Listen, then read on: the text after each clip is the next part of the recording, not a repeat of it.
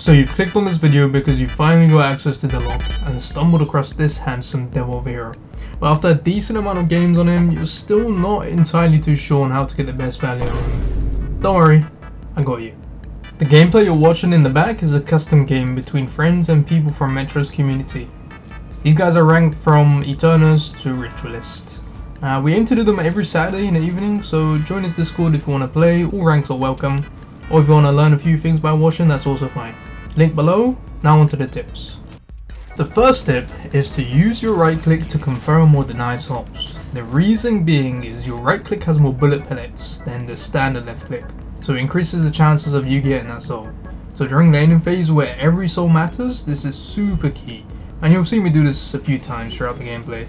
And because of that reasoning, it's also good against beefier, tankier heroes like Moen Krill or Abrams. Okay, the second tip is to abuse his right click for movement tech. So with his right click, you can use it as a third jump, you can use it to wall bounce further, or you can use it to dodge abilities without wasting stamina, like a warden cage. And lastly, you can use it to shift slide around the map. Now I'm going to make a separate video explaining how to do this, as there is quite a bit to say and I want to keep this video brief. The third tip is using your ult can be better than waiting for it to be used as an execute. Now this is kind of situational, kind of dependent, because technically speaking against a 60 or 650 HP target like 7, your ult as an execute will do less damage than the raw 200 damage you get from pressing 4. So it's a bit riskier, but what I like to do is I like to build my rage up a bit, then ult them so I have full rage, and then dash, so then both my dashes hit. It looks flashier, but it's definitely more riskier, but it can work out.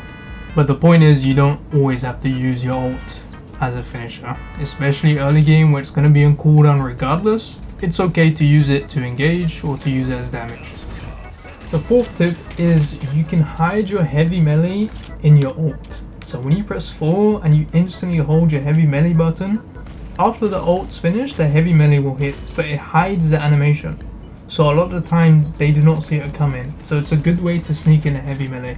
The next tip is when you have full rage and the enemy is hiding behind a wall or camping near a walker or a tower, instead of trying to throw a knife at them, it's way better to chuck a knife at the objective or the creep, as it will bounce to the nearest target. Only works when you have full rage obviously, but it's good for stacking bleed and it's good for doing objective damage. The last tip I have is that you can reach airborne targets or scale buildings to escape or chase people with your slice and dice, so long as you jump beforehand. This one seems pretty obvious, but I don't see a lot of SHIV players do this, so I thought I'd put it in there anyways. You can also do funny things with it, like slingshot across the map with a viscous cube. That's about all I have right now. Hopefully it wasn't too complicated. Let me know if there's anything I've missed, and if I have, I'll mark it as a pinned comment for everyone to see. Thanks for watching.